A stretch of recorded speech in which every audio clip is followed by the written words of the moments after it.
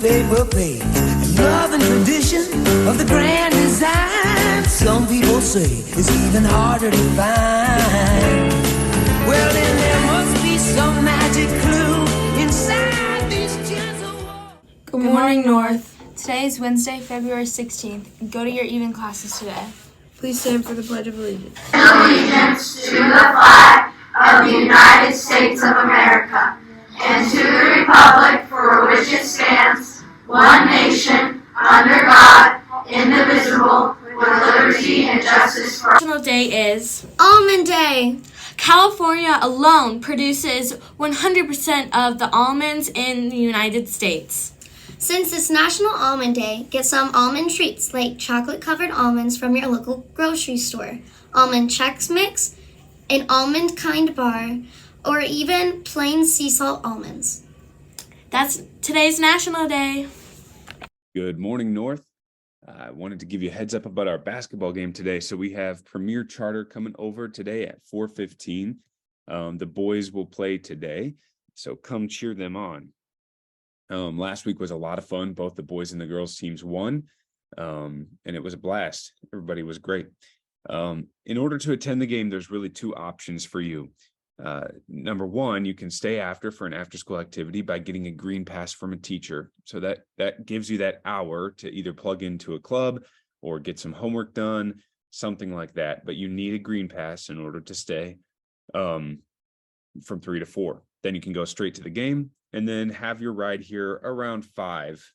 Just make sure that your ride is ready for you.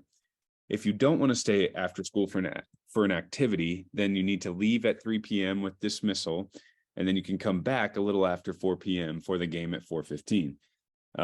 There's a lot happening after school, lots of different things that are going on. There's not space for you to just kind of hang out and wait for the game at 4:15.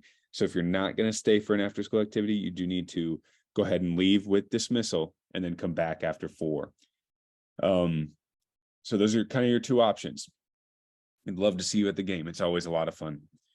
I do want to point out, looking ahead at next week, we've got the Knifer games. So on Tuesday, the 21st at 3:15, we've got the boys game.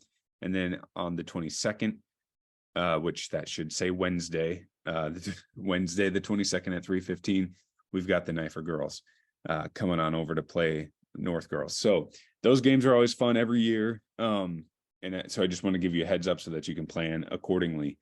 All right, make it a great day. See you, North.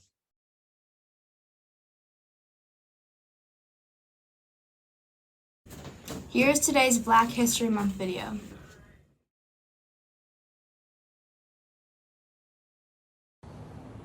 People are always trying to do more than just simply remember the past. They often try to make history come alive.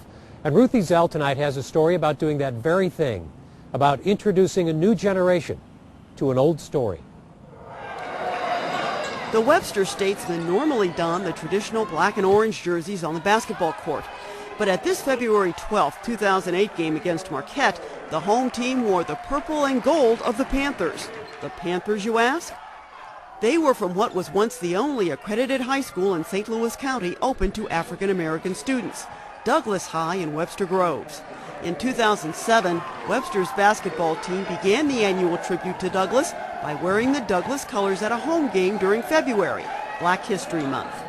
Once the idea surfaced, Statesman head varsity coach Jay Blossom took the ball and ran with it. I guess it came from the old idea of watching, Major League Baseball teams and some of the Negro League days they would have, where they would wear the old uniforms of the Negro Leagues, the Kansas City Monarchs, St. Louis Stars, and stuff along those lines. And as I started to research it, the history of Douglas High and the pride that the people who went to that school still have in their school, just started to learn a lot about it. Douglas's history stretches back to just after the end of the Civil War. Before then, it was against the law in Missouri to teach African Americans to read and write.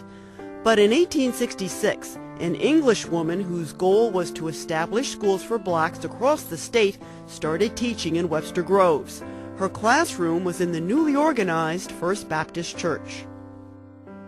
After the school moved to a cabin, then a storefront, both of which were destroyed by fire, The Webster Board of Education built a 2-room schoolhouse on Holland Avenue in 1892. 1st through 8th grades were taught there. But it went without a name until 1895, when students suggested the name of Frederick Douglass, escaped slave, newspaper publisher, orator, and abolitionist.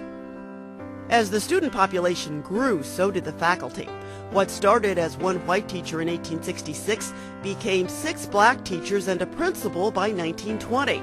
But initial requests by the community for a high school were turned down, and instead the district paid a hefty $100 tuition per student so they could attend Sumner, the all-black high school in St. Louis.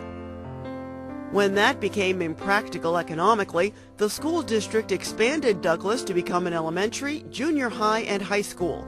By then, Douglass was located on the 500 block of North Elm. Its first high school graduates were the class of 1929.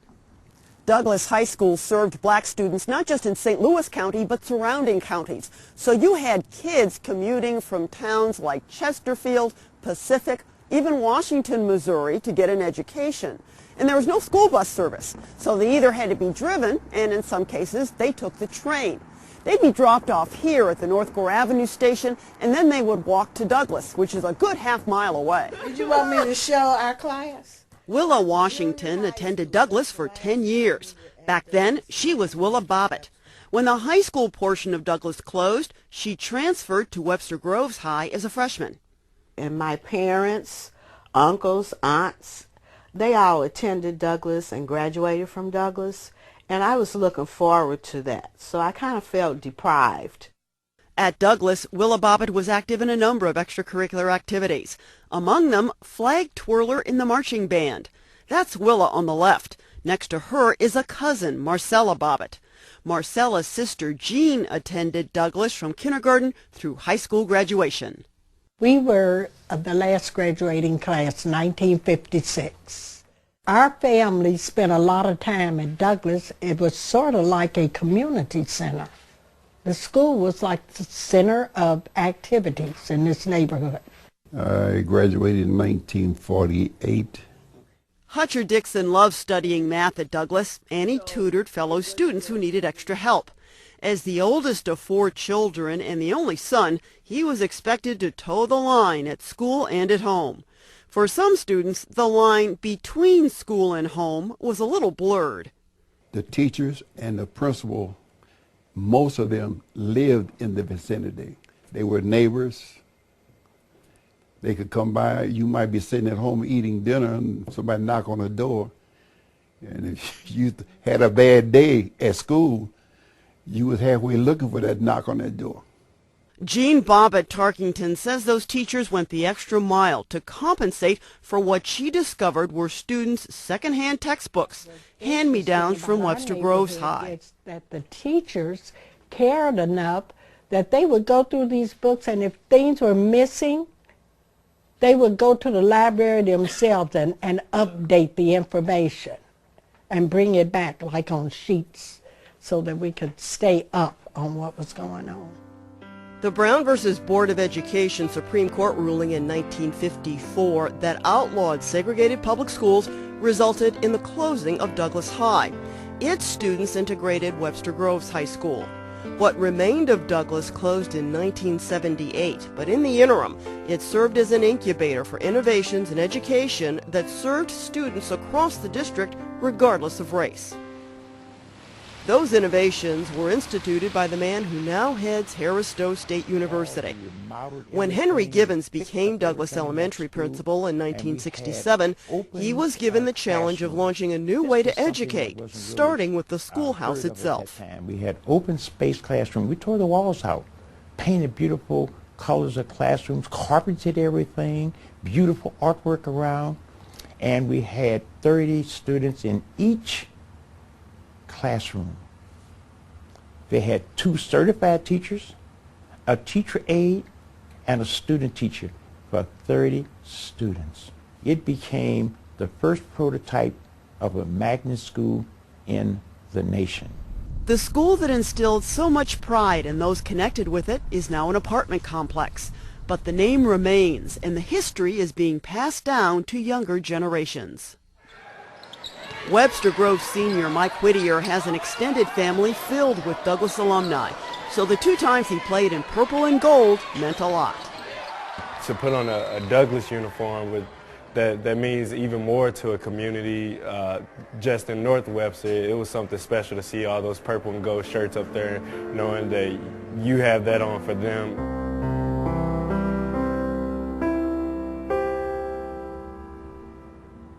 Here are today's after-school activities.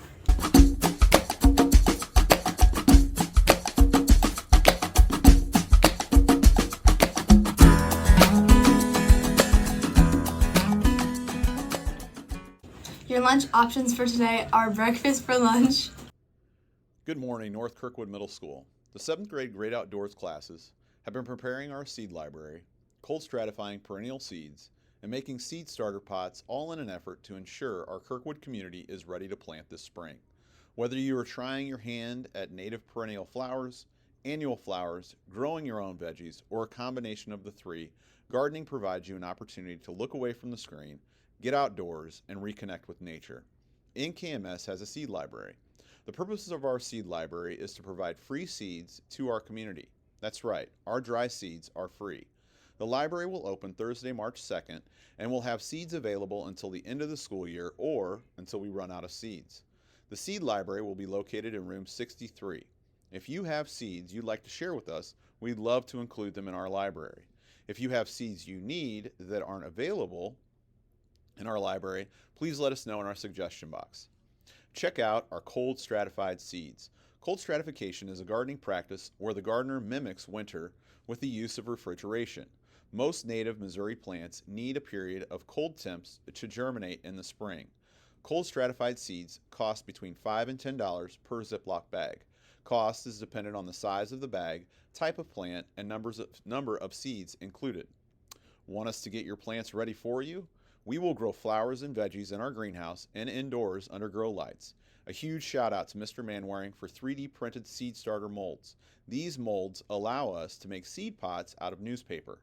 When you buy NKMS plants, there is no waste. The newspaper will break down in your garden and you don't have to disrupt the roots when transplanting. All of our veggies cost $1 per plant. All of our flowers cost $2 per plant. Here are a couple important dates to remember. April 6th, in the hallway right outside of the main office, we'll be selling plants during the blood drive. On April 17th, in that same location, from 8 a.m. to 3 p.m., we'll have tables with plants available. And from April 18th to April 21st, from 3 to 3:30, we'll have tables available with plants as well. Happy gardening, and thank you for supporting NKMS Great Outdoors.